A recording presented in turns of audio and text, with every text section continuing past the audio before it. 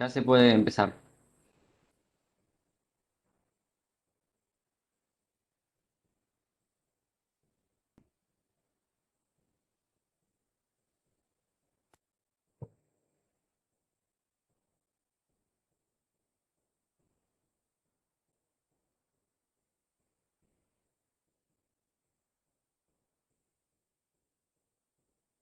Buenas tardes a todos, a todas. En instantes vamos a dar comienzo a este curso.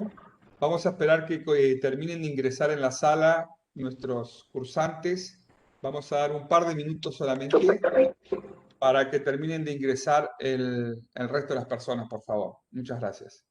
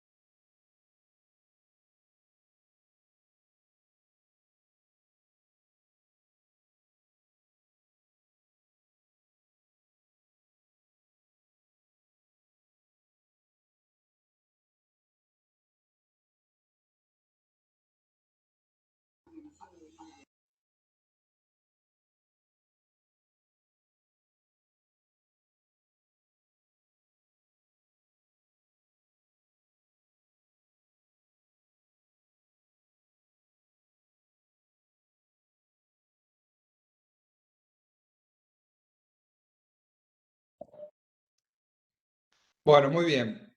Vamos a dar algunas pequeñas palabras de bienvenida mientras esperamos que sigan ingresando a la sala de este curso el resto de los inscriptos y las inscriptas. Eh,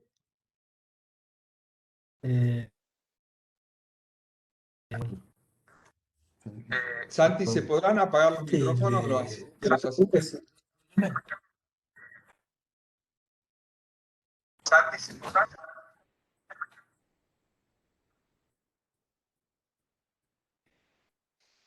Bueno, muy bien. En nombre de la Escuela Judicial quiero dar formalmente la bienvenida a todos ustedes a este curso sobre desafíos de la justicia contencioso-administrativa de la provincia de Buenos Aires. Les comento en mi carácter de director de la escuela que para nosotros es un placer contar con la presencia de todos ustedes en esta serie de cursos extracurriculares o cursos complementarios que damos a los cursos que forman el plan de estudio. Hemos visto que hay determinadas áreas que a nosotros particularmente nos interesan fortalecer y que no están contempladas en los planes de estudio. Una de ellas, sin dudas, tiene que ver con la justicia contenciosa administrativa. Por las características de este ámbito, reviste una importancia especial la formación, la capacitación, el debate y lo que podamos llegar a construir en estos cursos en miras a, no solamente, pienso yo, en los futuros jueces, juezas, magistrados y magistradas, sino también en todos aquellos operadores jurídicos que tengan que ver con el Estado provincial y los municipios en nuestra provincia de Buenos Aires y en el resto del país. Nos acompañan, y es un lujo también para nosotros, como docentes a cargo de este curso, el doctor Pablo Octavio Cabral, quien va a disertar en el día de hoy y en la próxima reunión. Una persona con una trayectoria destacada en el ámbito. Lo propio debo decir del doctor Gustavo Mamoni, que nos acompañará en los últimos dos encuentros, también con una vasta trayectoria en el ámbito de la temática que hoy nos convoca. Simplemente darles la bienvenida en nombre de la escuela.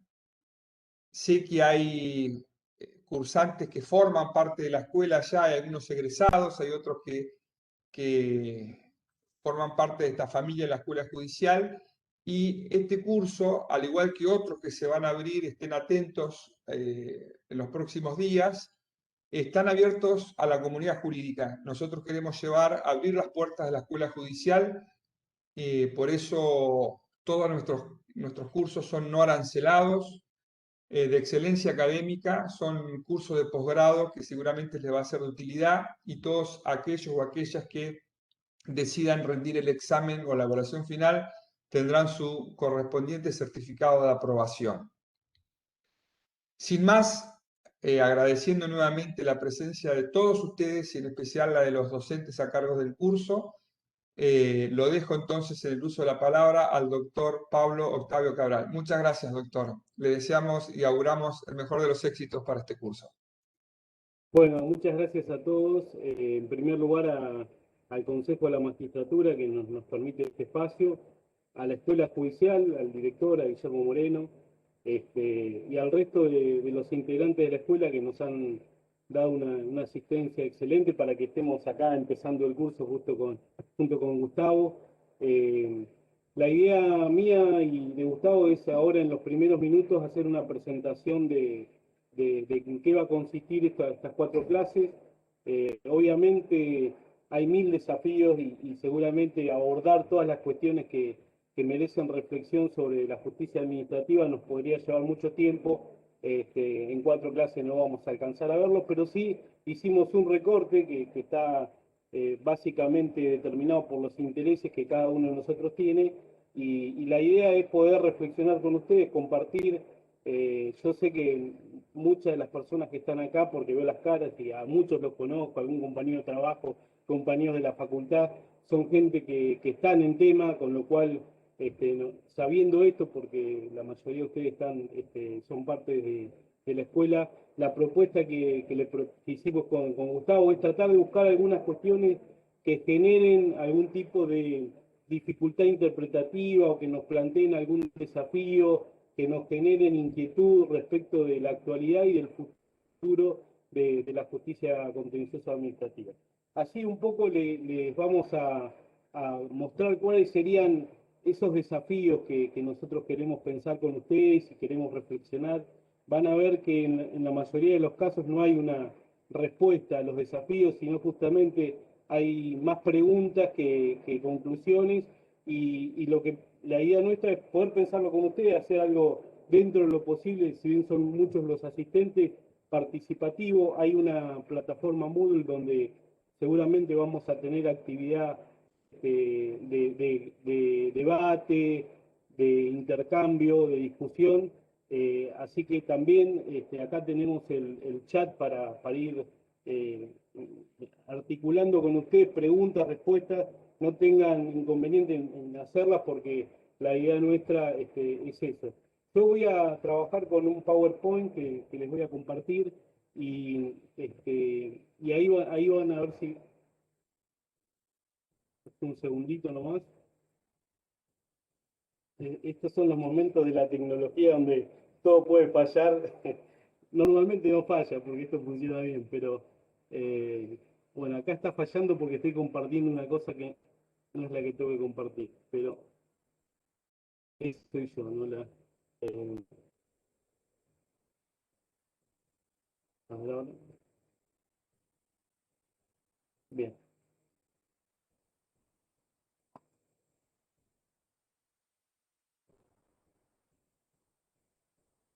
Bueno. Lo primero que van a advertir es que no soy muy ducho en armar PowerPoint, así que me disculpo por eso, pero la idea es tener un acompañamiento que normalmente en las clases presenciales se materializa en el pizarrón, con la tiza, con la fibra, pero acá, bueno, vamos a utilizar el PowerPoint. Estas son un poco acá expresadas cuáles son las muchas inquietudes que nos genera este curso para reflexionar sobre la justicia contenciosa administrativa. Se las voy a enunciar, después las iremos viendo. Uno es el tema la politización de la justicia y la judicialización de la política. No quise poner un nombre como el que ustedes están pensando, que es el lawfare, porque bueno, ahí entramos en un ámbito de discusión que por ahí nos va a empastar un poco y la idea es simplemente poner como un contexto de nuestra actualidad la situación de esta vinculación que hay permanente entre la política y el Poder Judicial. En el caso de la justicia contencioso administrativa, eso se agrava, digamos, esa relación conflictiva porque justamente el Poder Judicial en el fuero contencioso es el encargado de hacer las políticas públicas de los casos de los estados provincial y municipal. Después hay una pregunta que ya vamos a trabajarla con un autor, con Luqui, que es socialización de la justicia o no. Lo vamos a ver en la clase que viene.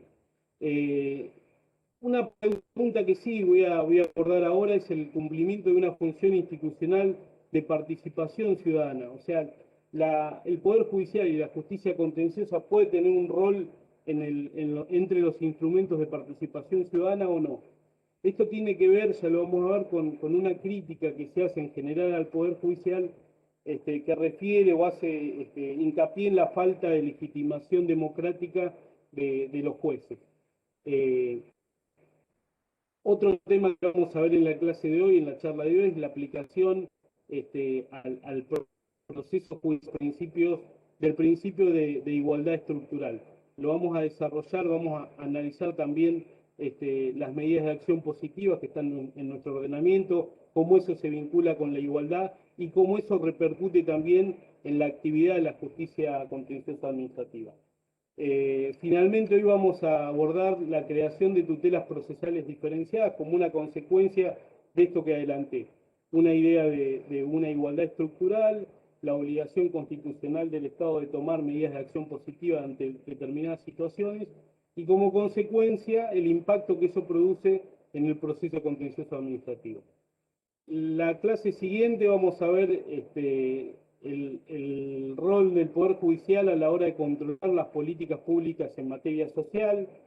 Eso se relaciona íntimamente con la efectivización de los derechos económicos, sociales y culturales, también ambientales. El rol, acá hicimos una pequeña introducción, ahora le doy la palabra a Gustavo para que se presente a los temas que va a abordar Gustavo en las últimas dos clases.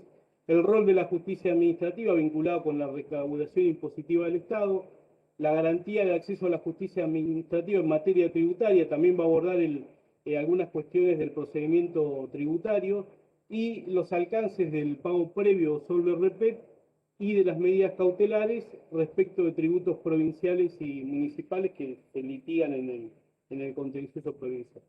Esta es un poco la propuesta del curso. Gustavo, si querés presentarte, Gustavo Momoni es una persona que maneja mucho derecho tributario, derecho administrativo, va a compartir las últimas dos clases con ustedes, con nosotros, y bueno, es una presentación en general del curso, y también quiero presentar a mi compañero, a Gustavo. Gustavo, ¿estás ahí? Pablo, bueno, antes que nada, muchas gracias por la presentación. Gracias también a Guillermo Moreno y a través de él a la Escuela Judicial y al Consejo de la Magistratura por darnos por posibilitarnos esta participación en un tema que creo hoy que es fundamental, los desafíos de la justicia contencioso administrativa en la provincia de Buenos Aires. Realmente es un punto de partida y hoy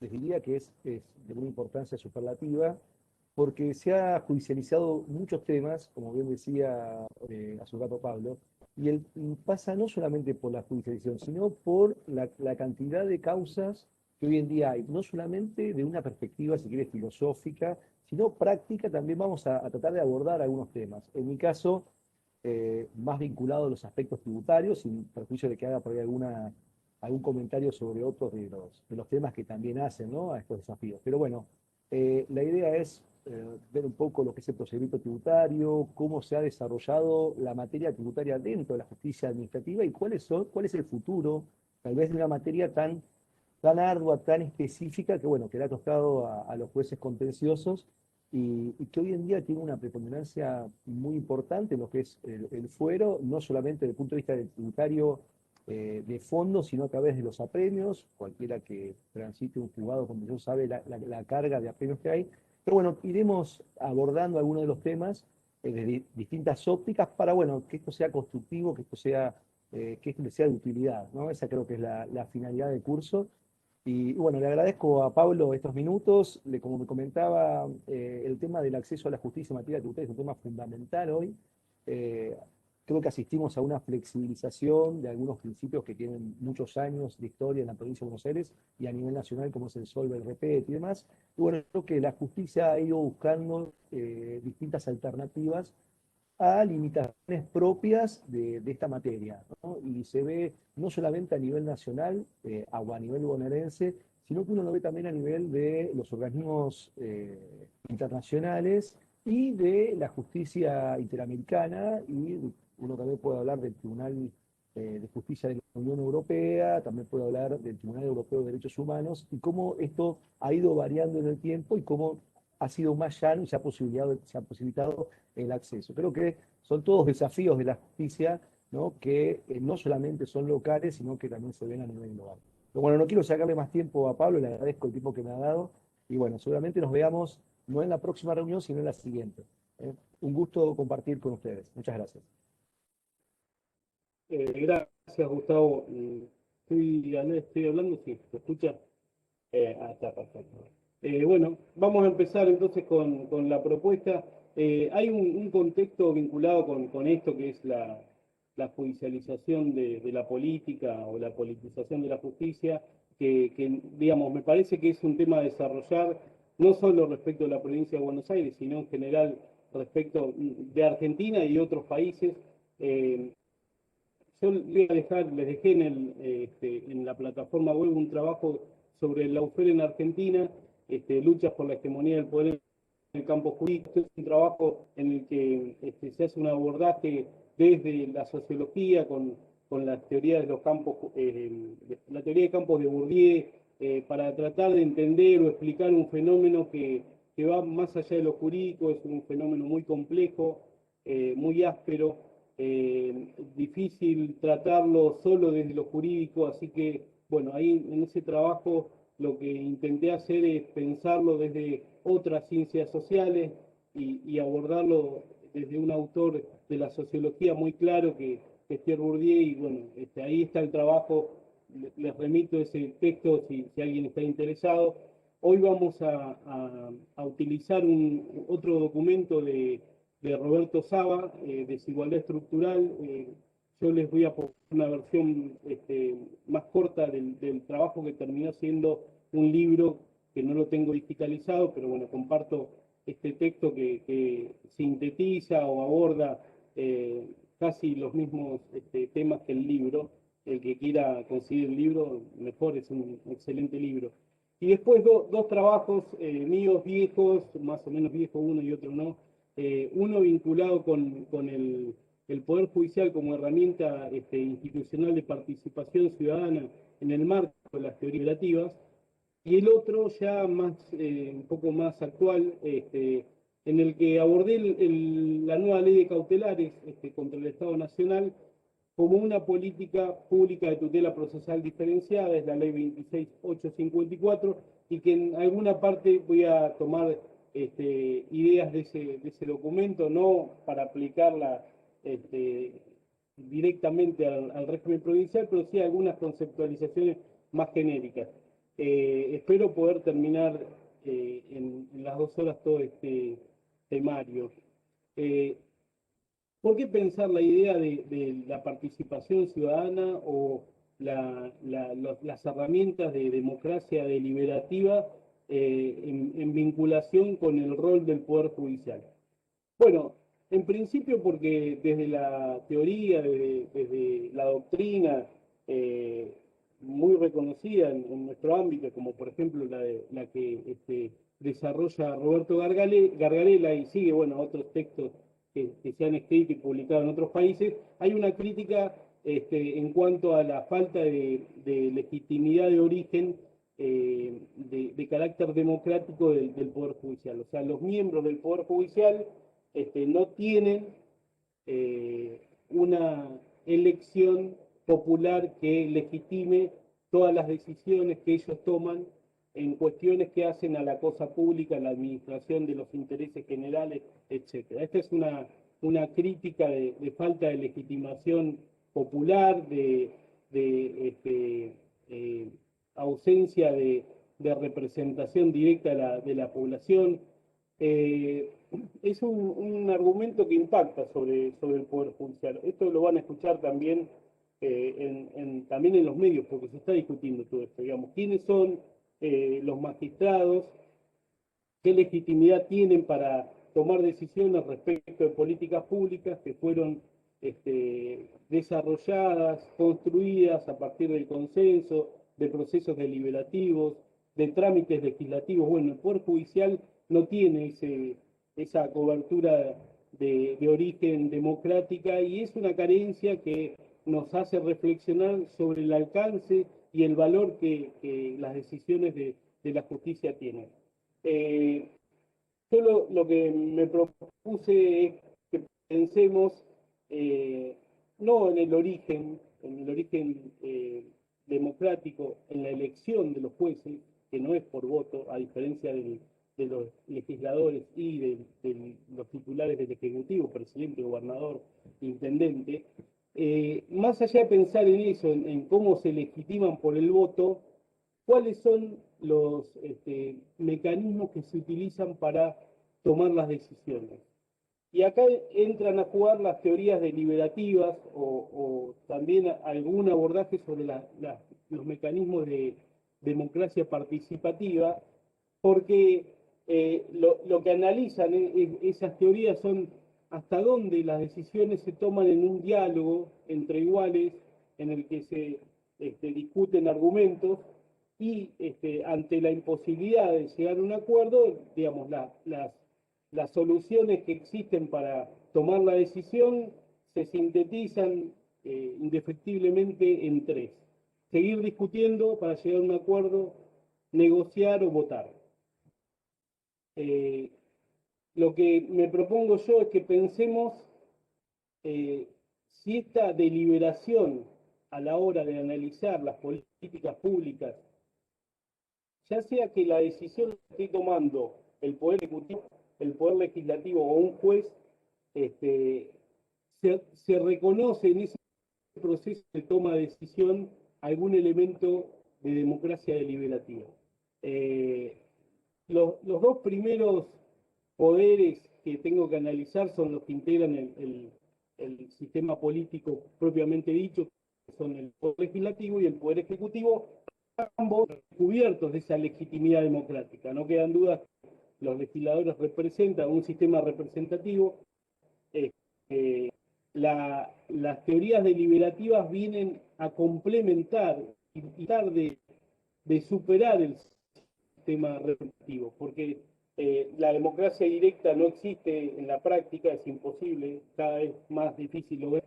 La democracia representativa tiene serias críticas y serios problemas. Entonces, la democracia deliberativa nos propone un mecanismo para tomar las decisiones en el cual aquellas personas que lo hacen actúen libremente, puedan expresar sus razones y que finalmente se llegue a un consenso, un acuerdo para elegir la opción que más satisface al colectivo. En el ámbito del Poder Legislativo es donde la deliberación es más común, al menos en teoría. Uno puede decir que las leyes y todas las medidas del legislador son producto de una deliberación. La esencia del Poder Legislativo es deliberar.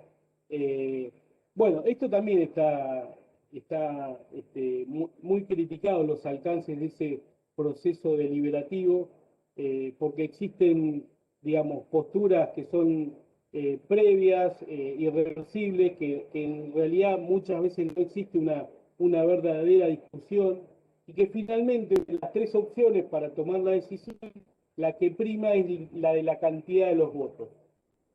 O sea, se toman casi en la mayoría de los casos por aquel que cuenta con más escaños en las cámaras. Triunfan las posturas mayoritarias. Esto no está mal porque el sistema democrático funciona así. No estoy haciendo la crítica del sistema, pero bueno, es el poder que más utiliza estos mecanismos deliberativos, pero no obstante está sujeto a críticas en ese desarrollo del proceso de toma de decisión. El poder ejecutivo, bueno, es otro de los poderes que tienen legitimidad democrática propia, son los presidentes, gobernadores, intendentes, titulares de esos poderes son elegidos por el pueblo, pero en el procedimiento de toma de decisiones tampoco existe, por lo menos de una forma generalizada, mecanismo de democracia participativa. Hay algunos experimentos, por ejemplo, el presupuesto participativo o las audiencias públicas, en los cuales dentro del procedimiento, también en el ámbito municipal, hay algunos casos de herramientas de participación directa dentro del proceso de conformación de la voluntad administrativa en el Poder Ejecutivo. Pero convengamos que son los menos, o sea, la mayoría de las decisiones no se toman con ese procedimiento, sino que son decisiones que en principio, regidas por el principio de legalidad, tienen que estar en el marco de lo que el ordenamiento jurídico le permite a la administración. Bueno, el contexto es ese, no hay una posibilidad en principio, digo, porque hay algunos casos que sí, pero por lo general de participación o deliberación en el proceso de formación de la voluntad del Poder Ejecutivo. Porque el argumento de Gargarelli y de los que siguen esta postura es, bueno, el Poder Legislativo es el órgano deliberativo por antonomasia, digamos, nadie le va a discutir, tiene mucha legitimidad para tomar esas decisiones políticas. Pero si entramos a analizar en la práctica cómo funcionan esos procesos de deliberación, podemos encontrar que algunas de esas premisas pueden llegar a ser discutidas al menos. Lo del Ejecutivo sucede igual. Ahora, ¿qué pasa con el Poder Judicial? El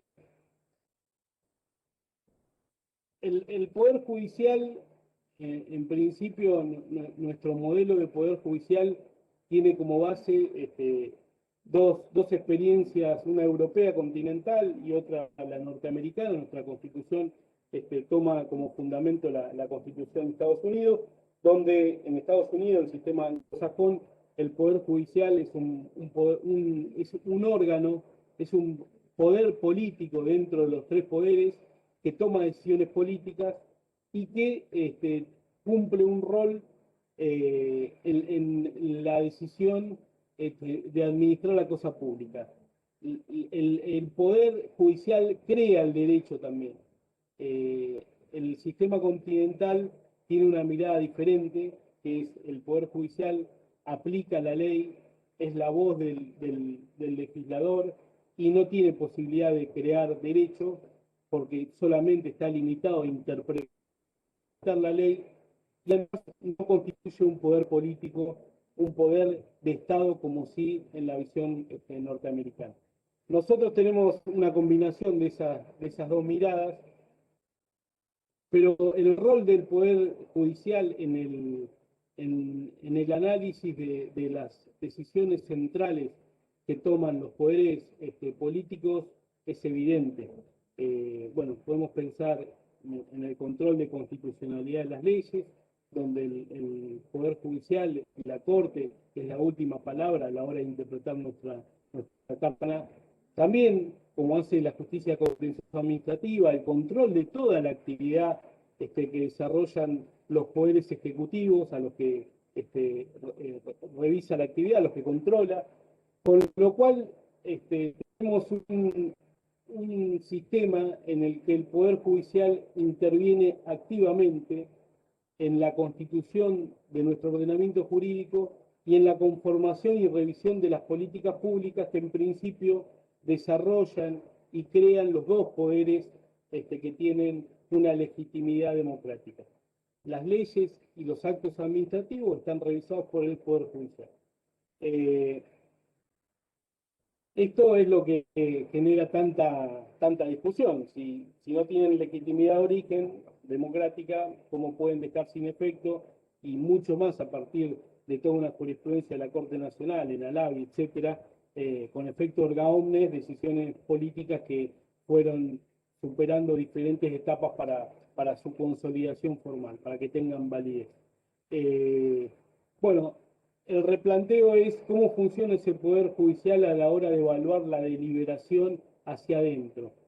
Y encontramos, y acá es la mirada que tengo yo y algunas personas que compartimos esta visión, el Poder Judicial en el proceso en el cual se discuten dos posturas y posiblemente en el cual se revisen decisiones que son de tipo políticas que fueron tomadas por los poderes con legitimidad democrática, existe un ámbito que está previamente arreglado en un procedimiento, en un proceso judicial, en el cual las partes, el Estado en particular que impugna una decisión estatal, discuten, argumentan, dan razones respecto de el acuerdo con el ordenamiento jurídico que esa decisión tiene, la afectación de derechos por parte de la medida que ha tomado el Estado, la vulneración de principios rectores del ordenamiento.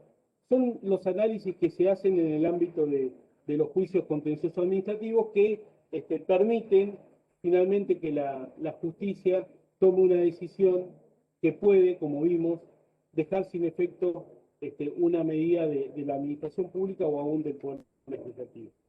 Yo creo que ese proceso discursivo, que en alguna parte de las instancias que se desarrollan, tiene una presencia deliberativa. Pensemos que la Corte, tanto nacional como provincial, han incorporado mecanismos de participación de aquellas personas que se pueden ver afectadas por la medida que está sujeto a revisión en la instancia judicial.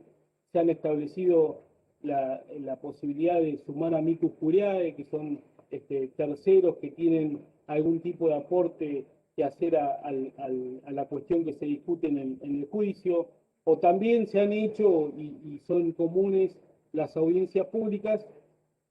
Todo esto último debiera estar encaminado, encarrilado en una norma que regule la acción de clase que la Corte estableció en la causa Alavi, todas las que dictó con posterioridad, que la provincia también de alguna forma las acepta y permite que eso funcione con los alcances que dijo la Corte en Alavi, pero tomando como base toda la regulación y experiencia de otros sistemas jurídicos en los que la acción de clase está normada. Lo que quiero plantear acá es que, digamos, quedarnos solo o únicamente en el origen del poder o el origen democrático o no democrático del poder es parcial esa mirada, porque lo que hay que ver si en la práctica a través de la cual se toman las decisiones existe algún procedimiento, algún mecanismo deliberativo que cumpla con esos requisitos de la democracia más participativa. Y entiendo que la configuración actual de los procesos judiciales y en especial de los contenciosos administrativos permiten esto que estoy planteando. Acá les comparto algunas de las conclusiones, a ver si lo puedo,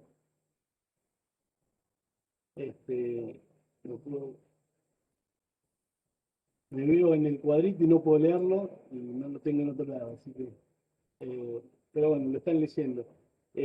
A diferencia de las prácticas deliberativas que se desarrollan en el Poder Legislativo, en el procedimiento judicial las partes de la relación procesal se encuentran identificadas, los ciudadanos recuperan la palabra, hablan por sí mismos, libremente exponen sus argumentos, cuentan sus necesidades y exigen sus derechos. Frente a la administración, en un pie de igualdad formal garantizado por el principio de igualdad de armas. Esto es el proceso. ¿Por qué esta referencia a la identificación de las partes? Porque, y acá me explayo un poquitito más en la teoría de la representación que se construye políticamente en el sistema representativo, donde hay un mandato a través del voto. Pero el problema que tiene ese mandato es que no surge una vez que se otorga la habilitación para representarlos en la legislatura, quiénes son los que votaron ese mandato. Por lo tanto, una vez que el legislador asume, ya deja de representar a los que en efecto lo votaron, porque no hay una identificación de quiénes lo votaron. Y tampoco puede haber, debido a que no hay una identificación de quiénes lo votaron, y tampoco del mandato, no puede haber un control respecto del que otorga ese poder al representante respecto de su actividad, digamos, cómo lo representó, si bien o mal. Una vez que ingresó, ya la representación no es de quién efectivamente lo votó, sino es de el partido político que permitió que estuviera en la lista. Entonces, en el proceso judicial, el que está reclamando por un derecho está identificado, está presente en la causa, puede esgrimir todos sus derechos, sus argumentos, sus razones, y el Estado también puede hacerlo. Y finalmente la decisión va a ser una decisión racional en el marco de un contexto jurídico, con normas preestablecidas, con requisitos que se deben cumplir para llegar a la decisión final, pero hay un ámbito de una acción comunicativa racional en términos de Habermas que permite pensar que ahí en ese proceso judicial hay algo de una decisión deliberativa. Dicho esto, voy a... No sé cómo vamos con el tiempo, pero... hay mucha gente como para habilitar las preguntas, pero en un ratito terminamos esto y abrimos un poquito a preguntas y después vamos a la segunda parte de la clase, sí trabajar sobre la idea de igualdad estructural, tutelas, acciones positivas y tutelas procesales diferenciadas. Y ya vamos en el proceso contencioso de alguna forma. Esta clase es más introductoria, la clase que viene va a ser específicamente de la revisión judicial de políticas públicas y de la efectivización de los derechos sociales. Y bueno, ya las últimas dos, como dijimos, van a ser de la materia tributaria. Lo que quiero que veamos acá, esto es una mirada, van a ver, no es tan jurídica, es sociológica, porque trabajé con autores de sociología y filosofía, pero creo que sirven para pensar esto. Hay un presupuesto que digamos, debemos compartir todos, que es que la justicia, el rol de la justicia administrativa va a estar determinado por la organización constitucional. A su vez, la organización constitucional va a tener como idea inspiradora una mirada sobre el Estado, sobre la sociedad y sobre los derechos. Digamos, no hay constituciones que sean aideológicas o apolíticas. Cada constitución refleja una idea política, una ideología, una mirada del Estado, una mirada de los derechos, una mirada de la sociedad, una mirada de la relación entre el Estado y la sociedad, y a grandes rasgos encontramos como presentes en Occidente dos modelos de constitucionalismo, un constitucionalismo liberal clásico, Constitución de 1853, y un constitucionalismo social que fue producto de la posguerra de la Segunda Guerra Mundial, tanto en Europa como en América. Nosotros tuvimos un ejemplo en la Constitución del 49, donde el modelo de la relación entre el Estado y la ciudadanía y el reconocimiento de derechos es distinto. Repaso, abuelo y pájaro, todos lo conocen. El modelo liberal plantea un Estado mínimo que no interviene. Por lo tanto, la esfera de derechos que es reconocida por el ordenamiento son los derechos individuales, propiedad y el resto de libertades. Y el Estado simplemente es gendarme y permite que el mercado se desenvuelva, funcione naturalmente, sin mucha intervención, y que se garanticen y protejan esos derechos. Con la posguerra,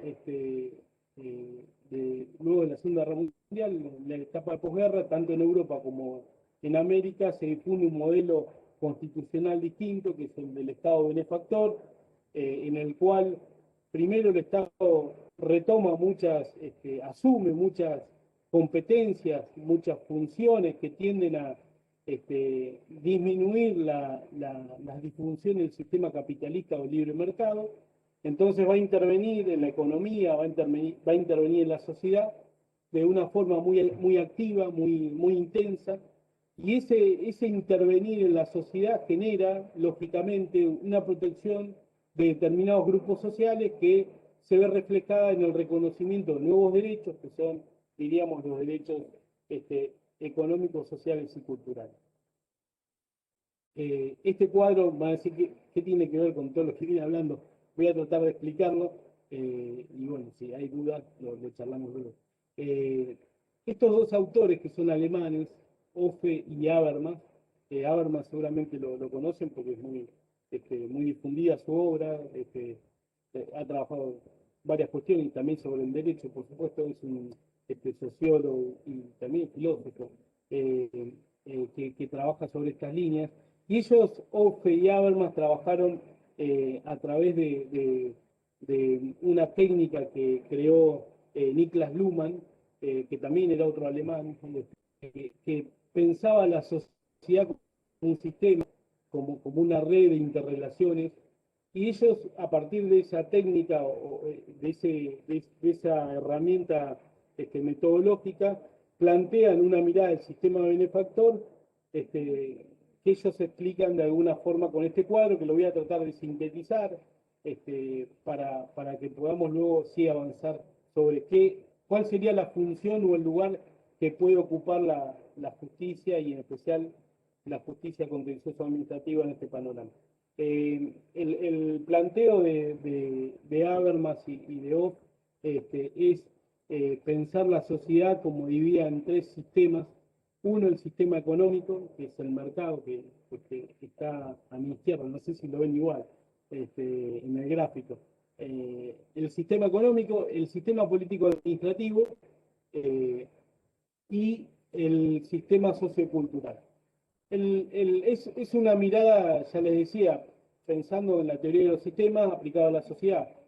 Esto requiere un nivel de abstracción, digamos. Una persona puede ser parte de los tres sectores, pero lo que es interesante es ver cómo hay un funcionamiento de estos sectores y cómo eso repercute en dos cuestiones que son centrales para nuestro sistema democrático. Una es la crisis de legitimación o conflicto político y otra es la crisis de racionalidad o de efecto económico de funcionamiento, crisis económica. Hemos vivido las dos en nuestro país recientemente, estoy pensando en el 2001, y esta explicación del funcionamiento del sistema de Estado benefactor fue alguna explicación y después, acto seguido, va a ser relacionado con la justicia administrativa. El sistema económico, que es el mercado, digamos, funciona en relación con el sistema político-administrativo del Estado, otorgándole al Estado recaudación fiscal. El mercado, hay parte de lo que produce que lo aporta al sistema político-administrativo, al Estado, a través de los impuestos, que es lo que un poco va a trabajar Gustavo en las últimas clases. Y en contrapartida, para que eso sea equilibrado, el Estado genera servicios regulatorios del mercado que permiten que el mercado exista. Digamos, el mercado sin el Estado no podría existir, a pesar de que muchos piensen que sí, no. Digamos, el mercado para que funcione necesita, por ejemplo, la emisión de moneda, que es una tarea que hace el Estado, la regulación del comercio, Código Civil Comercial, normativa de seguros, bancarias, todo nuestro sistema de mercado funciona por la regulación estatal y esa regulación es la que permite que funcione el sistema económico. Por eso, cuando hay una correcta regulación estatal de la economía, lógicamente la contraprestación, digamos, natural en este sistema es la recaudación fiscal.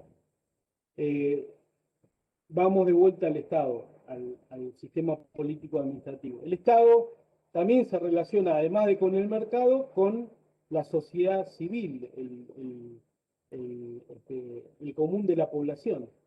El común de la población tiene necesidades que espera que el Estado les resuelva. Necesidades y aspiraciones, voy a poner 2 o 3 ejemplos. Salud pública. Nosotros esperamos que el Estado nos garantice la salud pública. Veamos ahora lo que está ocurriendo hoy con las medidas del Estado para combatir el COVID o la situación de la vacunación contra el coronavirus. El Estado tiene que garantizar, porque nosotros tenemos esa expectativa, el derecho a la salud, la seguridad, la educación. Eso es lo que el sistema político administrativo le brinda a la sociedad, en sentido lato, a través de los rendimientos sociales del Estado. Entonces, todo esto que está pensado desde una mirada sociológica y económica, después vamos a ver que tiene una contracara jurídica. Ya lo deben tener en la cabeza ustedes, porque claro, sí, esto se traduce en nuestro ordenamiento en derecho. Entonces, en un Estado benefactor, esos rendimientos sociales del Estado no son otra cosa que los derechos económicos, sociales y culturales, que están reconocidos en nuestra Constitución. ¿Cuál es la contraprestación que el sistema sociocultural, la sociedad le otorga al Estado? La lealtad de masas o legitimación política. Nuestro sistema funciona porque la población ratifica su funcionamiento a través de las elecciones, en apostar al reconocimiento de la autoridad del Estado. Hay una legitimación o lealtad de masas que hace que esto funcione. Lo que plantean estos autores es que cuando hay una regulación de los servicios estatales en el mercado incorrecta, eso, digamos, se traduce en una caída de la recaudación fiscal. La caída de la recaudación fiscal se traslada a los rendimientos sociales, que también disminuyen, y eso puede generar una crisis de legitimación o conflicto político. O sea, el conflicto político en este modelo de Estado nace cuando hay una crisis en ese equilibrio tan delicado entre el Estado y el mercado, y luego se traslada a la relación entre el Estado y la sociedad. Empieza como una crisis de racionalidad o efecto económico de funcionamiento y termina con una crisis de legitimación o conflicto político. Y acá, a modo de propuesta, pensemos la crisis del 2001, empezó como una crisis económica, de regulación, de problemas con la regulación del sistema bancario, medidas inapropiadas por parte del Estado, corralito, disminución de muchos de los servicios que regulaban el mercado, problemas con el valor del dólar. Todo eso generó automáticamente una disminución de la recaudación fiscal que cayó estrepitosamente. Finalmente los hospitales no tenían gasa, la gente no tenía ningún soporte por parte del Estado de políticas sociales y se generó la crisis del 2001 que terminó con una caída de un gobierno, con un presidente yéndose antes de tiempo, etc. Entonces, este mecanismo que analiza los desequilibrios y las disfuncionalidades del Estado benefactor pueden ser, si bien están pensados para Europa, podrían ser trasladados a nuestra región. Digamos, esto es simplemente una interpretación que hago yo, pero porque estos autores no trabajaron ni sobre Argentina, ni sobre América, ni mucho menos analizaron estos casos. Pero bueno, a riesgo de errarle, tiro un caso práctico que podría ratificar la propuesta teórica de Offe y Habermas. Ahora lo que quiero es que si vayamos a esta relación, la señalo yo con el dedo, pero ustedes no lo ven, pero acá con el cursor lo voy a hacer, la relación entre el Estado y la sociedad, y esta mirada que puede ser jurídica en los rendimientos sociales del Estado y la lealtad de masa, podemos pensarla más en detalle y desde una mirada, una óptica un poco más jurídica. Entonces, existe entre la sociedad y el sistema político administrativo órganos que son órganos estatales, pero que tienen cierta distancia con el sistema político administrativo. El Estado, pensando en el poder legislativo y en el poder ejecutivo, pensemos el que tiene legitimidad democrática de origen, el poder judicial es un intermediario entre las demandas de la sociedad y las prestaciones del Estado. Pensemos en una situación en que esto lo analizo, digamos, ubicándonos históricamente y también en un contexto social y geográfico. Pienso en la actuación de la justicia administrativa de la provincia de Buenos Aires, pienso en la actuación de la justicia administrativa y tributaria de la Ciudad Autónoma de Buenos Aires y también en mucha jurisprudencia de nuestra Corte Suprema en materia de derechos sociales, digamos. Ya lo vamos a ver en la clase que viene, pero la competencia, en especial de la justicia administrativa, pero en general del Poder Judicial, se amplió y hoy por hoy revisa que son pretensiones o aspiraciones de la sociedad que pueden ser son miradas como derechos sociales. Entonces hoy la justicia es intermediaria entre esos reclamos o planteos de miembros de la sociedad que no ven satisfechas sus expectativas o, pensémoslo jurídicamente, reconocidos sus derechos.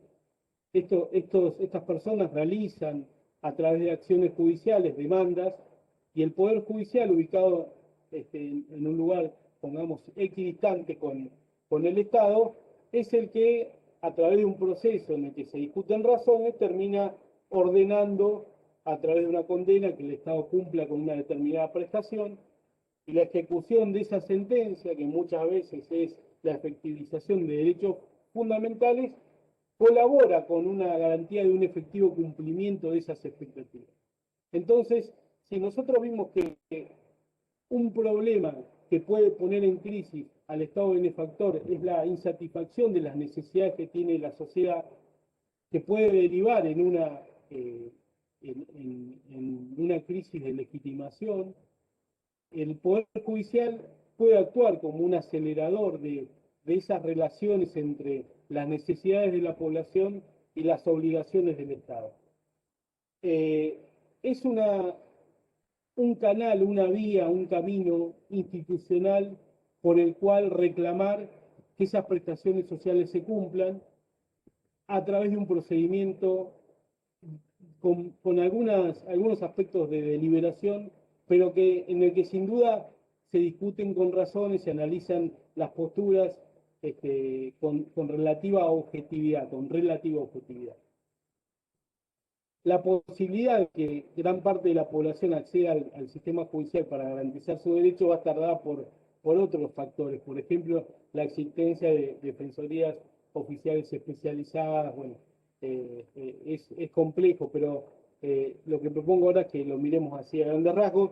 Las alternativas respecto de la insatisfacción de una prestación social por parte del Estado, hay otras alternativas, digamos, otras vías o caminos institucionales que cada ciudadano puede tener frente a una situación de desconocimiento o violación de un derecho, de incumplimiento de una expectativa. Pueden ser a través de la canalización del reclamo ante autoridades administrativas independientes, pienso en el Defensor del Pueblo, o algunos organismos especiales que intervienen colaborando con la efectivización y la garantía de esas personas en cuanto al goce de sus derechos. Puede ser también una posibilidad la institucional, la modificación a través del sistema electoral, digamos, plantear una oferta electoral que modifique aquellas situaciones que no están bien satisfechas por el Estado, y bueno, buscar un partido que nos represente y que solucione esos problemas, ganar las elecciones y luego con el uso de ese poder legitimado democráticamente, cambiar las políticas públicas y acceder a esas cuestiones que son reclamos esparcidos de la sociedad.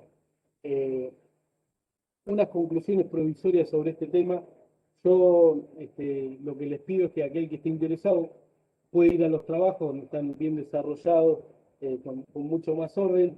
Esto es simplemente para que pensemos algunas de las críticas que se le hace al Poder Judicial y que se le hace en especial a la justicia administrativa.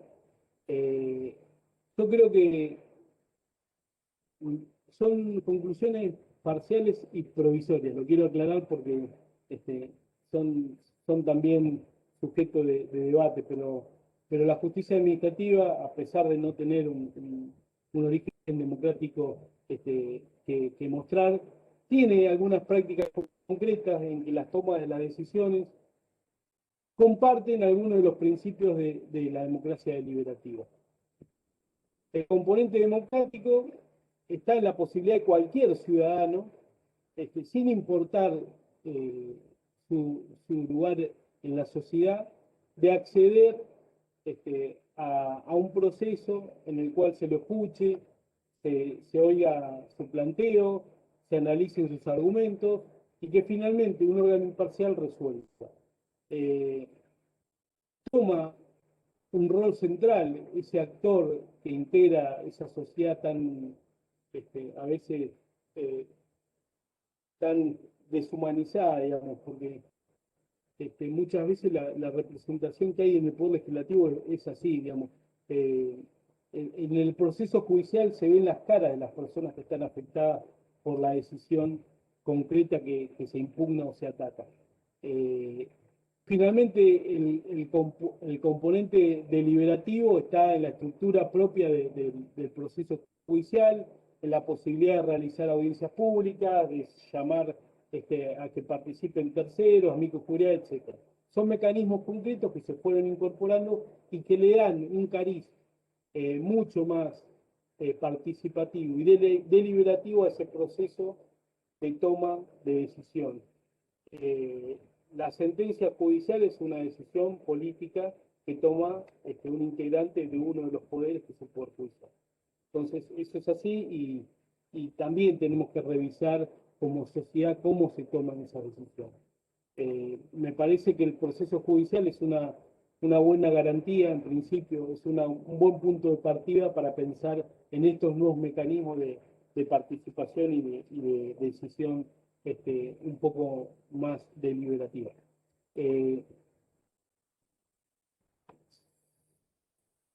Las 8. Mi idea era hacer un recreo en el que podamos tomar un café. No sé si quieren hacerlo o no. Si no continuamos, yo calculo que por lo menos 40 o 50 minutos más tenemos, pero si no, cortamos antes. Gustavo, vos que sos docente conmigo, ¿qué opinás? ¿Hacemos recreo Sí, o continuamos y por ahí terminamos? no, por ahí unos 10 minutos. Bueno, ¿Qué te parece, bueno. Pablo? Así ya lo estructuramos a lo largo de todas las jornadas. Sí, Ya me queda parece establecido bien. que hacemos unos 10 minutos, Hacemos, son ¿no? las 8, Sí, 8 y 8 y 3. 10. Si les Sí, parece, 8 y 10 empezamos de vuelta. dale. Así también un poco asentamos todo esto. Vine un poco corriendo porque es mucho Sí, lo sí. que quería presentarles Vos sabés, y el Pablo, tiempo es breve. a propósito de lo que estabas hablando, se me viene la vieja tensión entre lo que es constitucionalismo y democracia y todo lo que se ha trabajado sobre eso, sobre lo que es el coto vedado, todos los derechos fundamentales y demás, es realmente para hacer muchas clases y un tema de lo más apasionante con distintas visiones, según los autores, y tan actual, ¿no? Y tan influyente en lo que son las decisiones judiciales. Así que sí, no quiero sacar tiempo de recreo, pero realmente por lo menos me entusiasma ver, El aparte de café. las distintas ópticas, a café. Bueno, entonces nos vemos en un rato. Voy a contar, voy a tomar, tengo acá unos mates, tomo unos mates para recuperar la voz.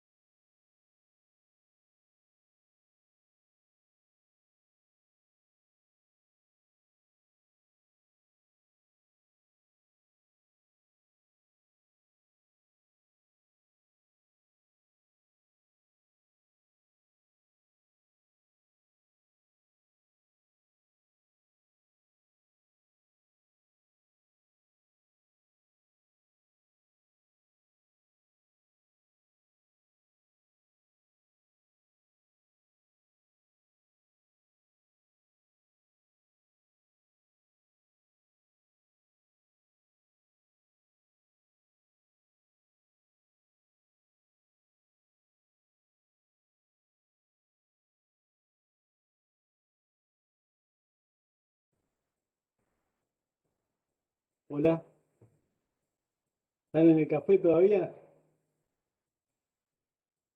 ¿Cómo falta lo social, ¿no? El compartir.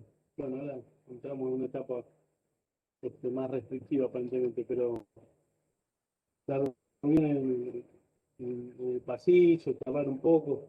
Yo acá veo mucha gente conocida, amigos que hace mucho que no veo personalmente. La verdad que me encantaría poder, no sé si tomar un café, pero charlar un ratito en el entretiempo, cosa que no se puede.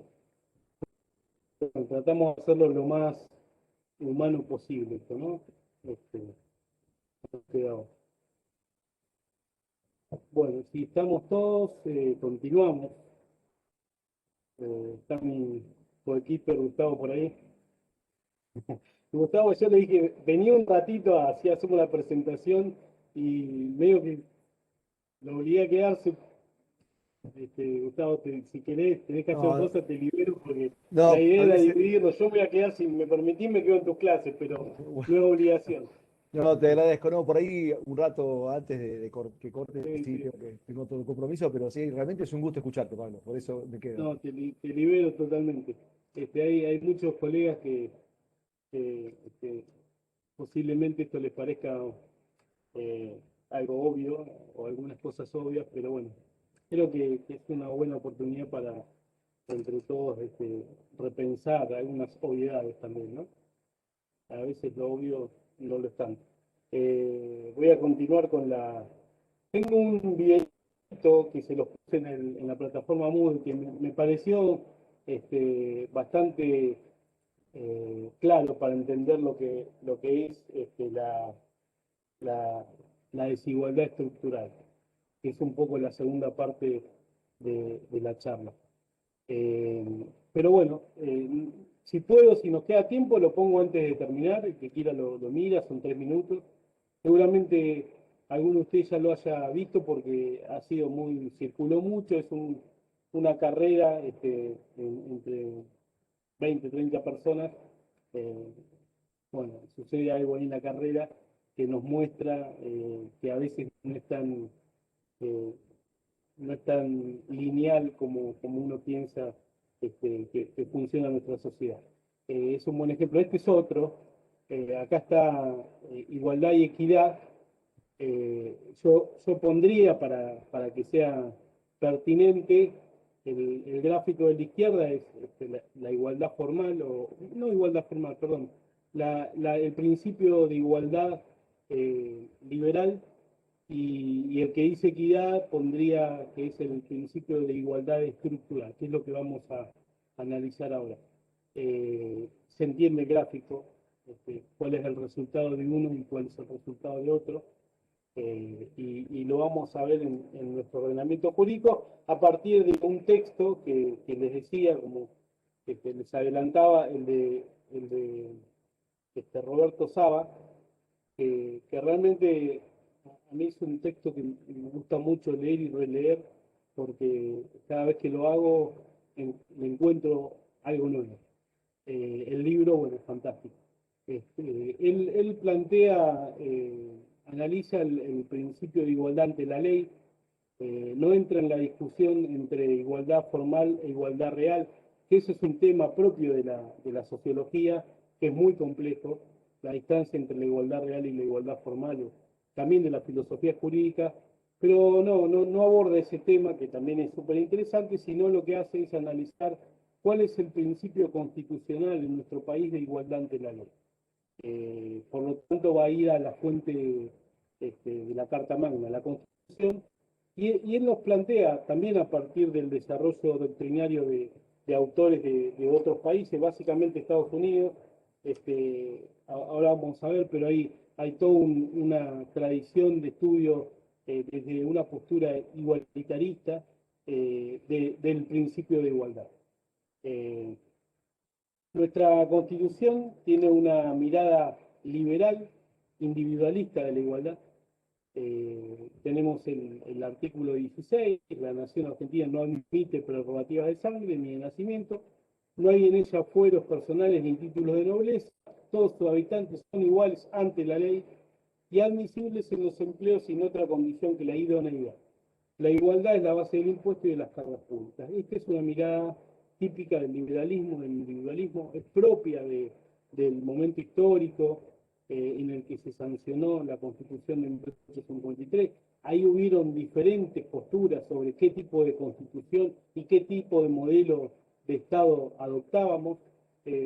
Ahí hay un trabajo, un libro de Gargarella, donde desarrolla todas las diferentes propuestas que hubieron en Latinoamérica para tener constituciones que no solo eran la del modelo liberal o individualista, sino había algunas radicales,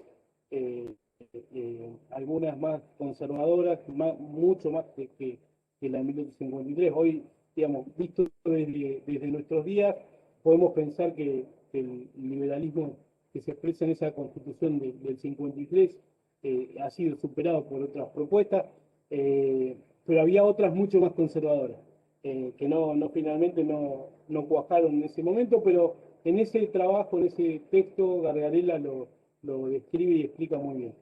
Para digamos, poder pensar que el tipo de constitución que hoy nos determina no fue una cuestión casual o dada, sino que es producto de luchas políticas, sociales, que se enmarcan en un territorio y en un tiempo. Así que el resultado es una constitución liberal con esta mirada de la igualdad. La igualdad ante la ley, pensada como una igualdad como no discriminación, que exige del Estado un trato igual y que exige al Estado un trato, digamos, no, todos coincidimos que la igualdad no implica que el Estado no pueda discriminar, que el Estado no pueda clasificar, que no pueda elegir, y a través de esas categorizaciones tratar en forma diferente. Pero la clave en la construcción de la igualdad liberal es el trato igual a aquellos que están en igualdad de condiciones. Que es el concepto que ha usado la jurisprudencia, dice la igualdad a quienes están en iguales condiciones. El problema es distinguir cuáles son esas condiciones y cuándo hay una igualdad en ese grupo que está bajo las mismas circunstancias. Partimos entonces de que el Estado tiene permitido distinguir, tiene permitido realizar elecciones. Algunas de ellas van a ser constitucionales y otras no serán constitucionales. Entonces lo que hay que ver cuándo una elección es constitucional y cuándo no lo es. Entonces la igualdad de trato, en definitiva, se traslada a evaluar esas circunstancias y a establecer un criterio para clasificar. Lo que tradicionalmente sostiene esta postura es que va a haber una igualdad ante la ley, una igualdad de trato entre iguales, siempre que haya una diferenciación que sea homogénea, que sea uniforme y no arbitraria. Con estas tres categorías se califica esa selección o toma de criterio para dividir, distinguir, para elegir. Entonces acá lo que se torna relevante para esta mirada es la elección de cuáles son las circunstancias que tienen que ser pensadas en forma homogénea, uniforme y no discriminatoria. Y vamos a ver un caso para aplicar estas categorías que son teóricas o un poco abstractas, pero vamos a ver algunos casos que nos ponen en terreno. Hay varios ejemplos, pero voy a tomar uno y voy a tratar de seguirlo en las diferentes etapas del análisis de este autor. Él toma el ejemplo del ingreso a la universidad. Si yo les dijera que hay una norma, que la hay en nuestro país, que establece que para ingresar a cursar en una universidad uno tiene que tener como requisito previo aprobado el curso obligatorio de la secundaria, digamos, tiene que tener título secundario para poder acceder a la universidad. Hay una excepción a esto, pero no vamos a entrar en esa excepción, pero la norma es como les digo. eh, Evidentemente la norma hace una distinción y pone a unos en condición de acceder a la universidad y a otros no los pone en condición de acceder a la universidad. Entonces, si yo les pregunto si ustedes piensan que esa distinción es una distinción arbitraria o no homogénea, me van a decir que no, porque digamos, hay una racionalidad en esa decisión. Y tiene que ver con que el criterio que utiliza el legislador está directamente vinculado con la finalidad de esa norma. La finalidad de esa norma es que la persona que ingrese esté en condiciones reales de poder entender una clase universitaria y terminar el curso. Si no tiene acreditada ese requisito que es previo para poder realizar un curso universitario, es racional que no pueda ingresar a la universidad. Entonces, el título secundario es relevante para lograr el fin que tiene la norma, que es que la persona que ingresa a la universidad en 5 o 6 años termine. Es determinante ese requisito y es relevante para la finalidad normativa. Ahora, si la norma dijera que, además de tener el título universitario, solamente pueden ingresar las personas que son varones, ya ninguno de ustedes va a decir que la norma es constitucional. Parece que hay una inconstitucionalidad. En base porque entra a jugar lo que se conocen como categorías sospechosas, que son clasificaciones que están determinadas por el sexo, por la edad, por la condición social, que son en sí son presupuestos de una arbitrariedad o discriminación. Entonces, la categoría sexo para determinar el ingreso a una universidad, en principio es una categoría sospechosa. Ya eso le adelanta el resultado de inconstitucional. Pero en realidad si vemos el otro de los requisitos que son la homogeneidad y uniformidad, los cumple esta norma, porque no es que elige a algunas mujeres para excluir y a algunos hombres para incluir. No, homogéneamente el grupo de mujeres queda excluido y homogéneamente el grupo de hombres queda incluido. El problema acá está en la racionalidad de la decisión. ¿Por qué? Porque no cumple con una racionalidad dirigida a dar satisfacción a los fines de la norma. Veamos el caso este. ¿Qué justificación hay para establecer que una mujer no está en capacidad de terminar una carrera universitaria? Que sí está justificado con aquel que no acredita el título secundario, digamos, no habría ninguna razón y sí se expondría a un criterio discriminatorio excluir a las mujeres simplemente por el hecho de ser mujeres. Y ahí también se reafirma con que estamos en presencia de una categoría sospechosa. Pero claramente lo que busca esta mirada individualista de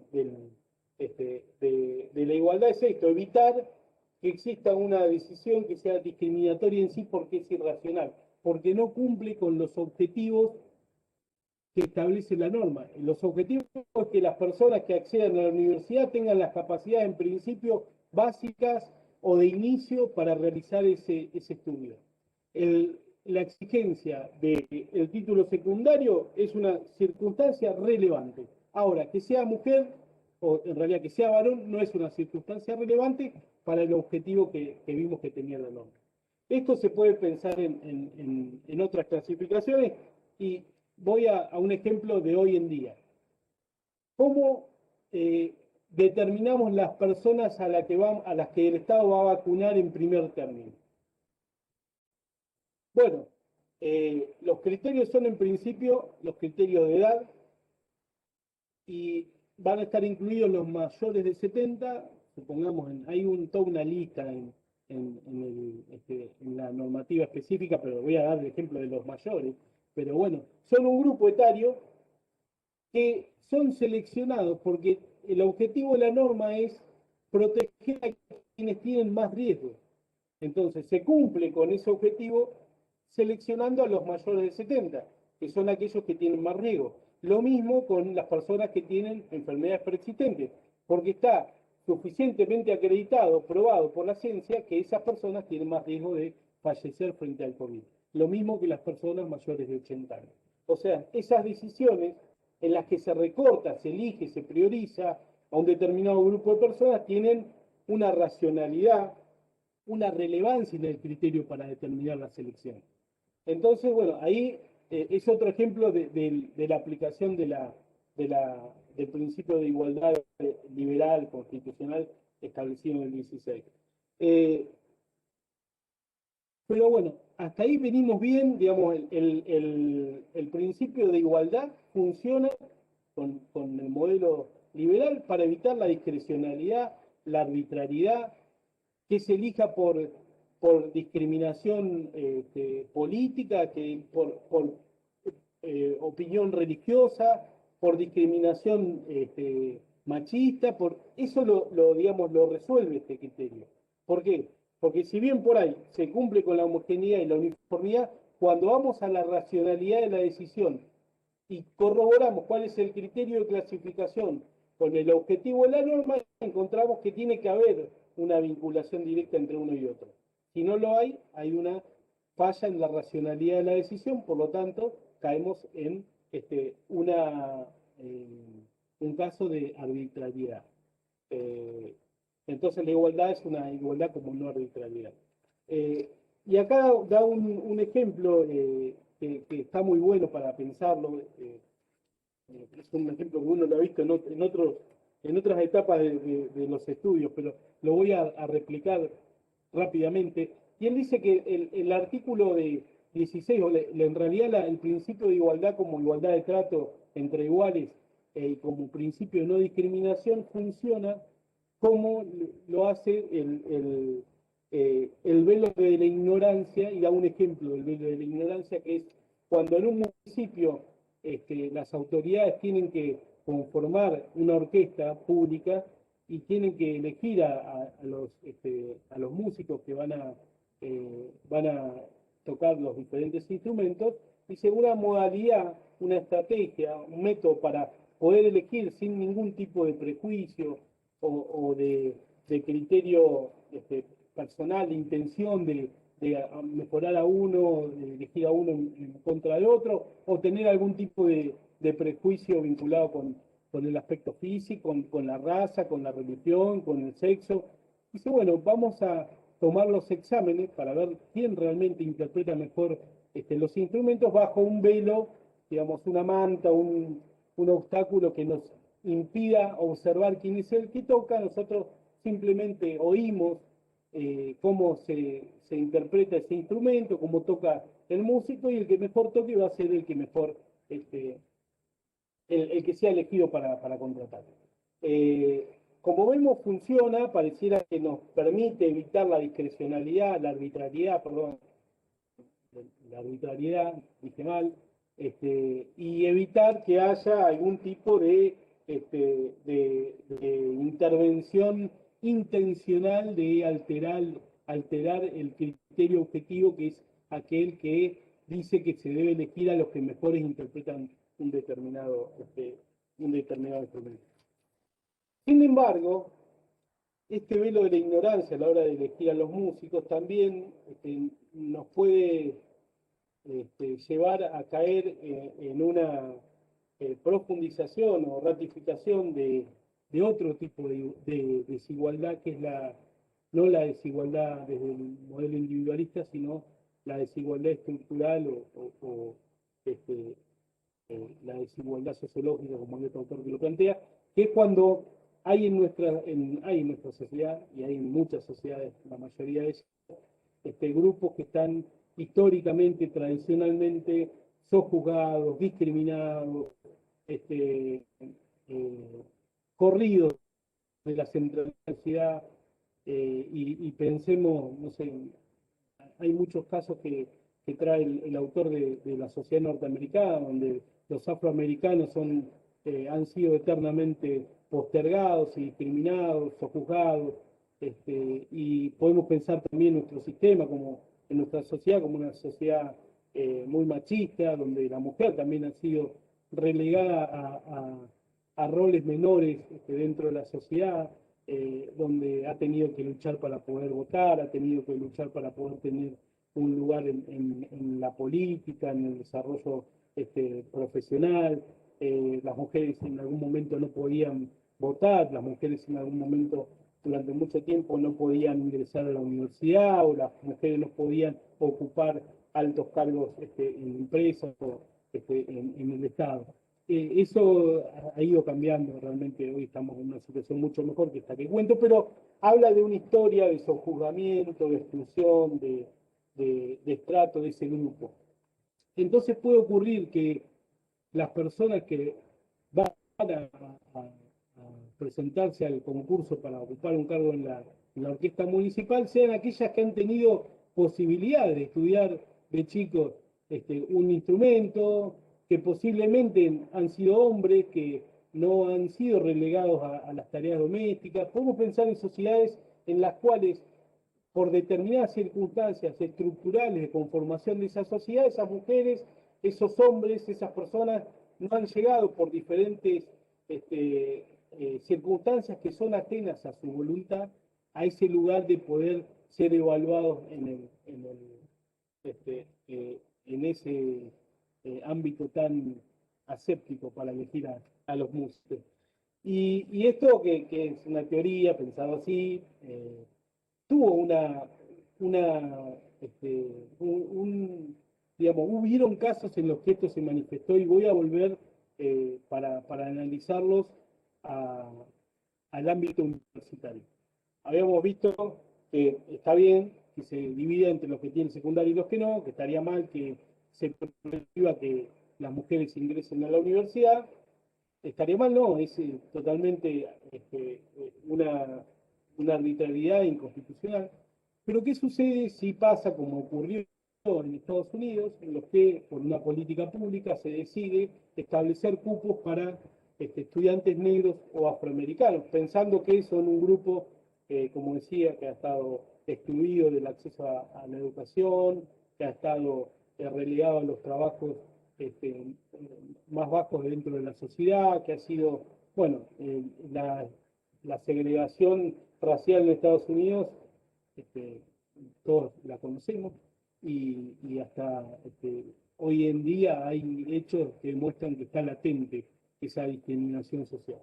Entonces, en un determinado momento, el Estado decide que de los 10 lugares que tienen para ingresar a la universidad, van a quedar 3 reservados para personas negras de color, afrodescendientes, que se presenten a dar el examen, y los 3 mejores dentro de ese cupo van a ingresar, y el resto, digamos, van a ingresar los 7 mejores. El que quede en el 8º lugar, en el 9º y el 10º, van a ser suplidos, o su lugar lo van a ocupar estas personas que son integrantes de un grupo social que ha sido históricamente excluido. Bueno, una primera aclaración, que es que en Estados Unidos las medidas de acción positiva, como vamos a ver acá en la Argentina, en el artículo 75 y 73, en Estados Unidos no está en la Constitución. Ellos tienen un modelo de constitución con una enmienda que reconoce el derecho a la igualdad, en la enmienda cuarta, que es del modelo del artículo 16 nuestro. Entonces, ahí se puede plantear una cuestión de violación del principio de igualdad por esta decisión del Estado de incorporar a un porcentaje, un cupo de personas de un grupo que está siendo históricamente excluidos o juzgados. Y sucedió, claro. Hubieron personas que estaban en el lugar 8, digamos, que en el examen habían quedado en ese lugar 8, 9 y 10, estaban por sobre los, la nota que habían sacado las personas integrantes del grupo de afrodescendientes, y que habían sido excluidos por esta medida que tomaba en cuenta un criterio, que es la raza, para discriminar. El argumento para sostener la inconstitucionalidad de esa decisión es que sean negros no tiene ninguna vinculación con que sean los más aptos para realizar esa carrera universitaria. Entonces, digamos, habría, según la teoría liberal de la igualdad, un conflicto entre la decisión de incluir a personas de este grupo social y excluir a personas que, de acuerdo al criterio u objetivo principal de la norma, estarían en mejores condiciones para ingresar a la universidad. Esto ocurrió. Eh, y acá el conflicto entre los dos modelos se expresa claramente, entre una política de una medida de acción positiva para equilibrar una desigualdad social estructural de años de limitaciones, de años de exclusión, y el principio de igualdad que dice, no, cuando vos estás utilizando una categoría como la raza, estás utilizando una categoría sospechosa de inconstitucionalidad y va a caer esa decisión porque viola ese principio, porque está discriminando por una condición que no se vincula con el objetivo que en principio debería tener la norma. Bueno, este era el planteo de los que habían quedado en el lugar 8, 9 y 10.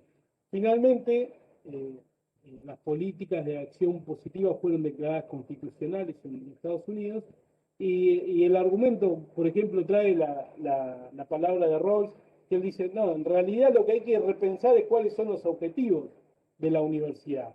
Solo capacitar a los mejores, no, dice, en realidad el objetivo es que la sociedad actúe como un agente de inclusión social que permita que lleguen a esos lugares de tener una carrera universitaria a todos los integrantes de grupos que están tradicionalmente sojuzgados, excluidos, y qué bueno que, bueno, buscaron la explicación que da fundamento a las medidas de acción positiva y que esa es la finalidad, por lo tanto, es constitucional tomar una clasificación que tenga en cuenta la, que tenga en cuenta en este caso la raza. Vamos a comparar un poquito los dos modelos de igualdad. Como digo, una situación es Estados Unidos donde los principios de medidas de acción positiva no están en la Constitución y otros el nuestro, que como vimos, no lo leí, pero solo doy un ejemplo, el 7523, que corresponde al Congreso legislar y promover medidas de acción positiva que garanticen la igualdad real de oportunidades y de trato y el pleno goce y ejercicio de los derechos reconocidos por esta Constitución, por los tratados de derechos humanos, en particular respecto de niños, mujeres, ancianos y personas con discapacidad. Y adelanto acá, digamos, el criterio que le ordena la Constitución al poder político para tomar medidas de acción positiva es doble. Por un lado, el tipo de derechos fundamentales, y por el otro lado, el tipo de sujetos vulnerables. Una comparación definitiva, el autor va a proponer que se combine una interpretación que sea holística, que junte las dos visiones, pero lo vamos a comparar acá para reforzar esta distinción entre una y otra. La mirada individualista, igualdad ante la ley, habla de igualdad de trato entre iguales, y una de las características clave es el principio de no discriminación, que se vincula con la irrazonabilidad funcional e instrumental del criterio de distinción.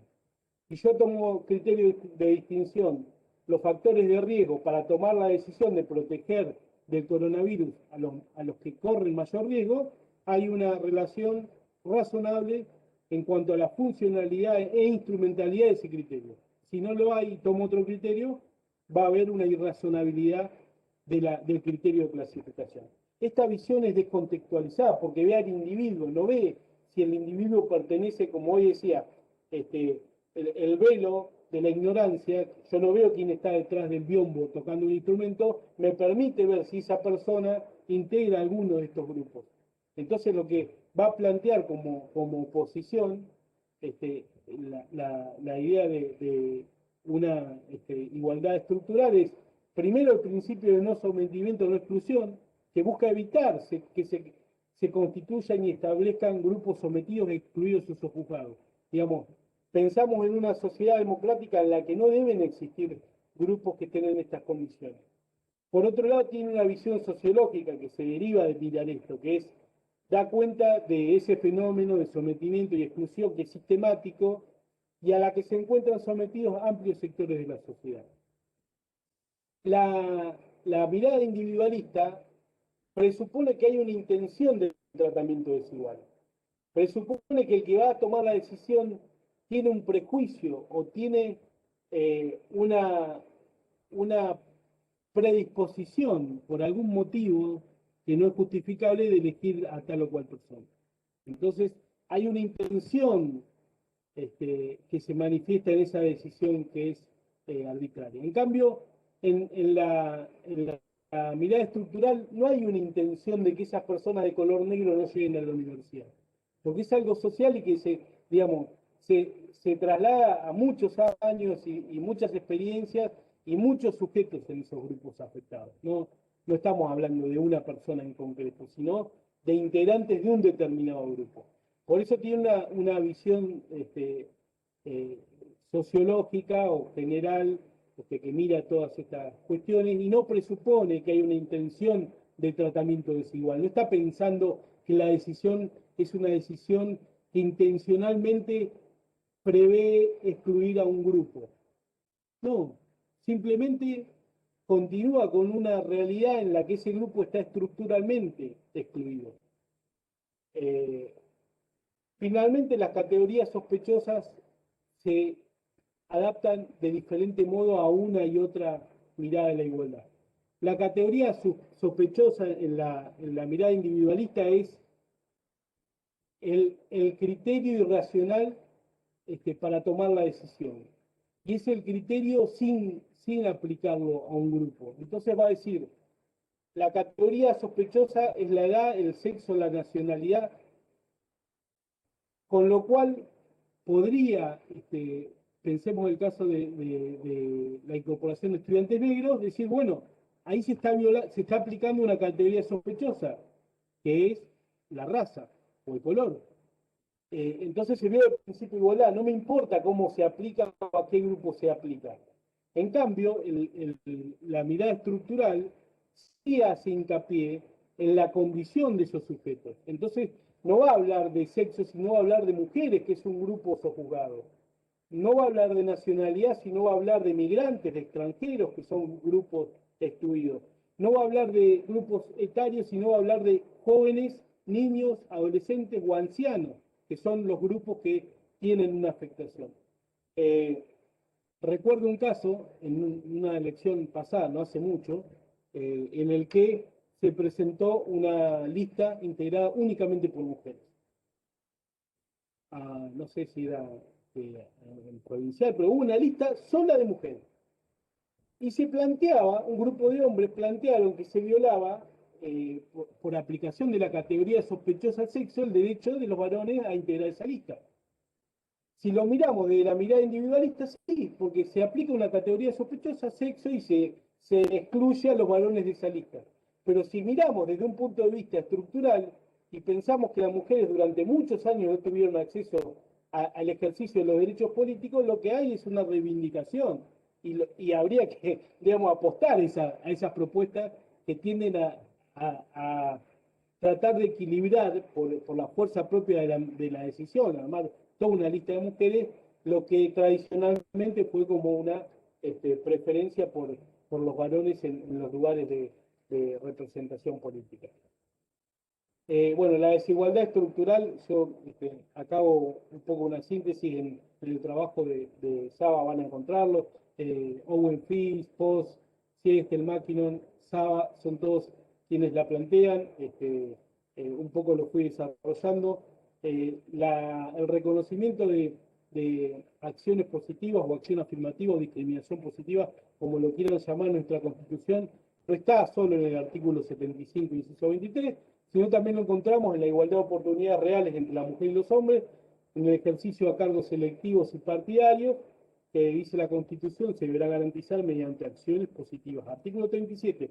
Y esto lo vemos con los cupos para las listas de candidatos y representantes en los legislativos y ya se está extendiendo a otros ámbitos, ¿no? Esto, la idea de los cupos.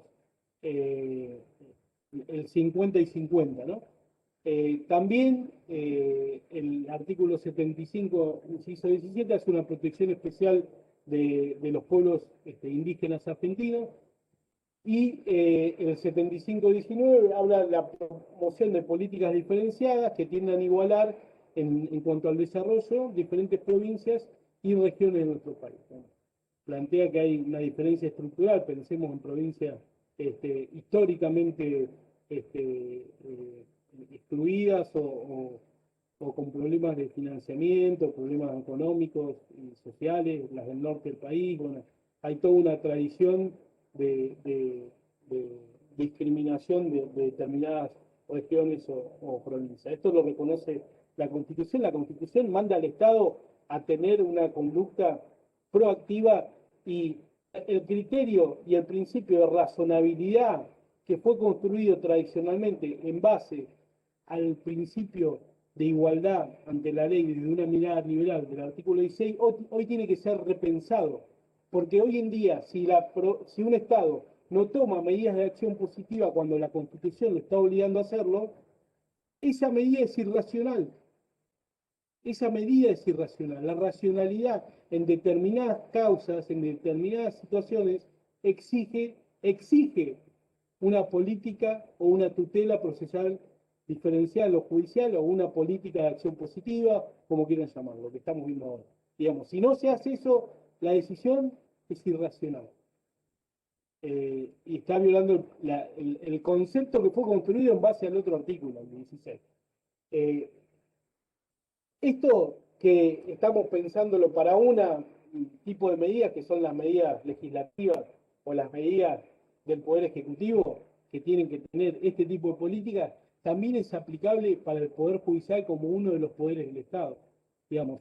Y el Poder Judicial en el proceso tiene que tener esta mirada que hoy no la tiene la regulación del proceso contencioso administrativo. Por ejemplo, hay algunos casos, algunas perlitas que sí son un ejemplo de esto, pero por lo general la evolución del proceso contencioso administrativo pasó del reconocimiento de prerrogativas del Estado y de una situación procesal de desigualdad que a partir de la construcción del concepto de igualdad de armas en el proceso judicial fue equiparando y reconociendo derechos fundamentales de acceso a la justicia, tratando, lo va a explicar Gustavo, de limitar esas exigencias como el solo respeto, el agotamiento de la vía, que evidenciaban esta disparidad, esta desigualdad entre el Estado y el particular. Eso se equiparó. Hoy en día está equiparado, hoy en día no hay mayores dificultades para litigar en un proceso como el contencioso administrativo.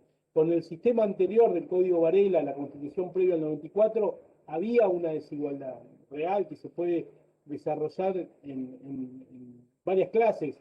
Digamos, había todo un desequilibrio en favor del Estado. La Constitución del 94, la reforma del Código, vino a equiparar eso. Y hoy tenemos un modelo en el que hay, creo yo, efectiva aplicación del principio de igualdad de armas, salvo alguna, podemos hablar de algunos de los requisitos, pero hubo un cambio muy importante, sustancial respecto al modelo anterior de justicia.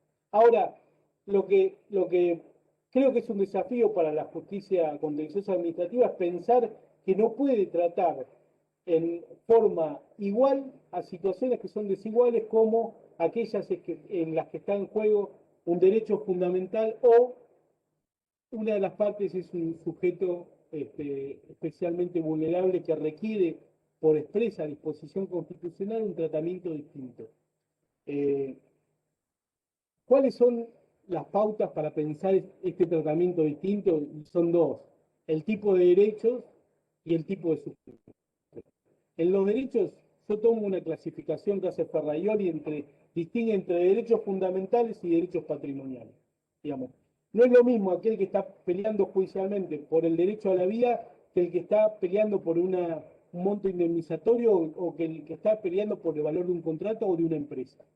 Entonces, esas situaciones distintas, o no es lo mismo que la persona que litiga sea una persona migrante, desocupado, que vive en situación de calle, que sea un empresario. Digamos, las situaciones en cuanto a derechos y en cuanto a sujetos son totalmente distintas y obligan al Estado a tener una regulación procesal que distinga entre unas y otras. Estas distinciones tienen fundamento normativo y jurisprudencial, son las tutelas procesales diferenciadas. Hay un libro muy interesante de Berizonce, Carlota Usín en el ámbito nuestro también ha trabajado el tema. Hay mucho desarrollo, pero es interesante pensarlo en el proceso contencioso administrativo. Y me quedan 10 minutos, quiero cerrar esto antes de que termine mi tiempo. ¿Cuál es la normativa? Doy algunos ejemplos. El Pacto Internacional de Derechos Económicos, Sociales y Culturales, de la observación 4 del comité que establece que los estados deben otorgar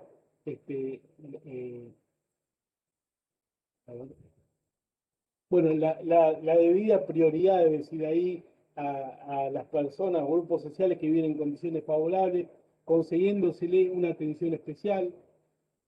Las políticas y la legislación en consecuencia no deben ser destinadas a beneficiar a grupos sociales ya aventajados a expensas de los demás. Y si hay grupos sociales que están en condiciones de desfavorabilidad, que por interpretación del comité, en esa observación general, que es parte de nuestro nuevo sistema de fuentes a partir de la reforma del 94, parte de nuestro ordenamiento jurídico, obligan a que el Estado tenga que distinguir las reglas de Brasilia sobre acceso a la justicia de las personas en condiciones de vulnerabilidad, hace eso.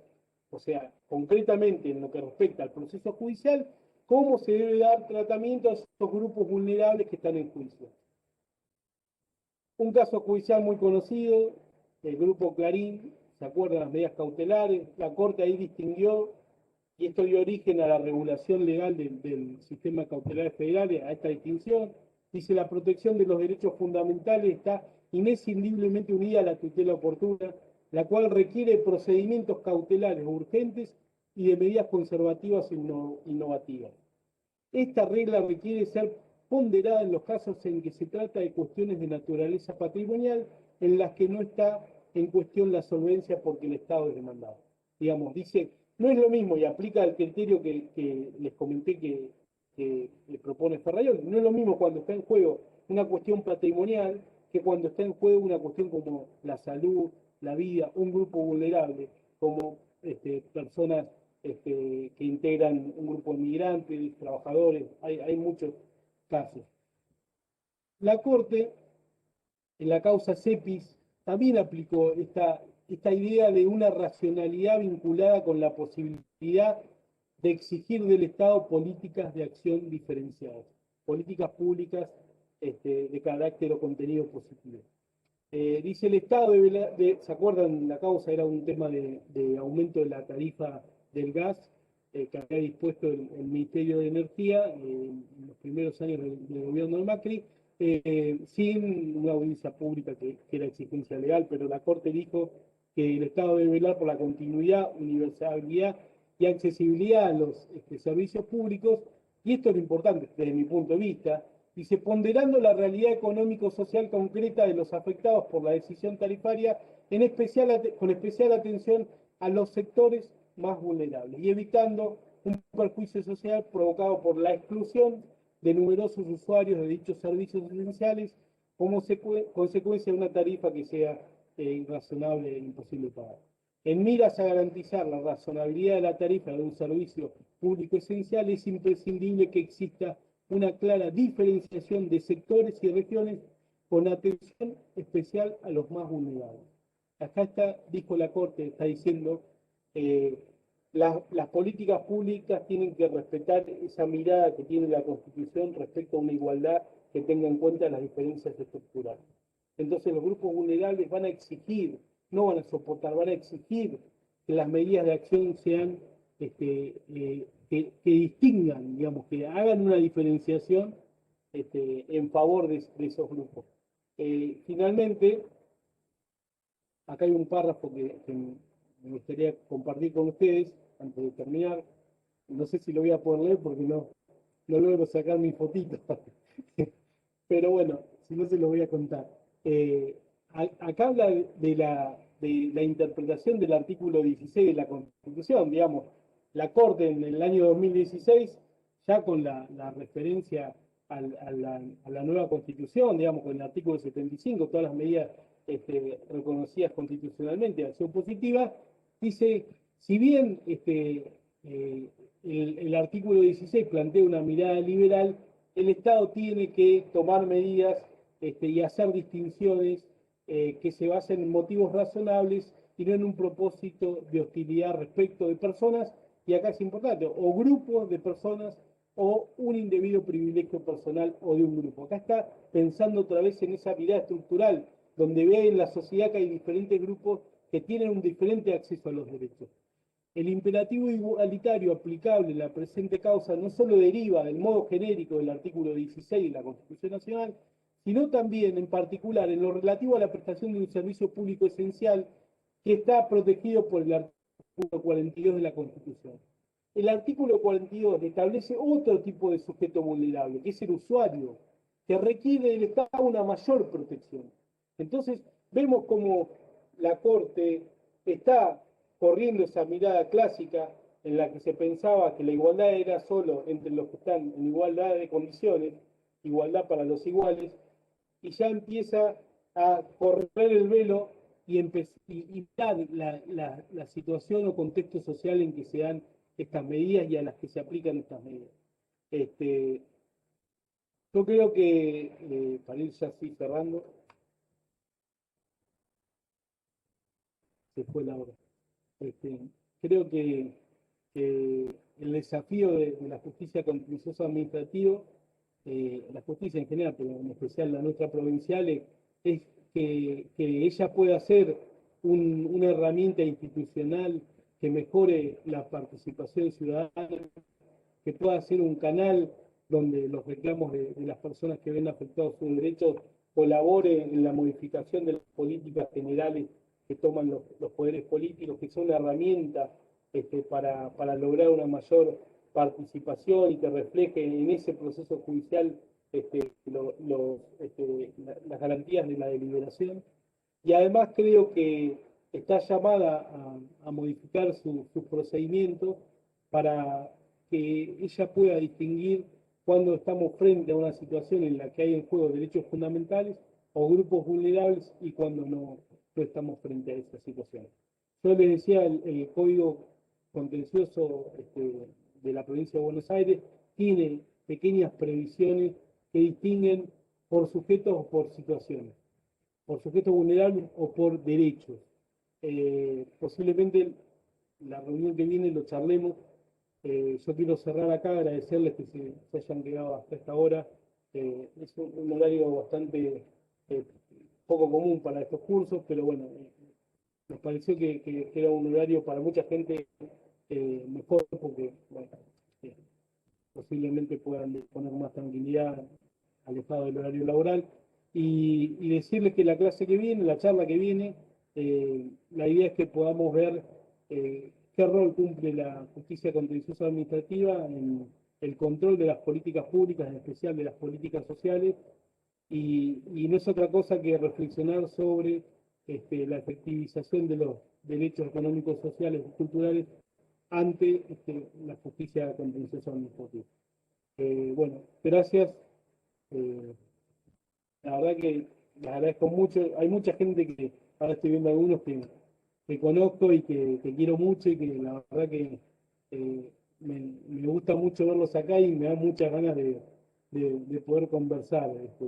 No los voy a nombrar porque hay muchos conocidos a quienes quiero mucho. Bueno, el resto que no me conocen, pues ya me están conociendo. También podríamos haber charlado en algún barcito post charla o en los pasillos. Ya nos volveremos a encontrar personalmente, con algunos nos conoceremos y con otros vamos a poder abrazarnos y saludarnos como corresponde. Bueno, gente, gracias, perdón la hora, esto es así. Muchas gracias. No hubo tiempo para preguntas, pero bueno, lo haremos en la clase que viene.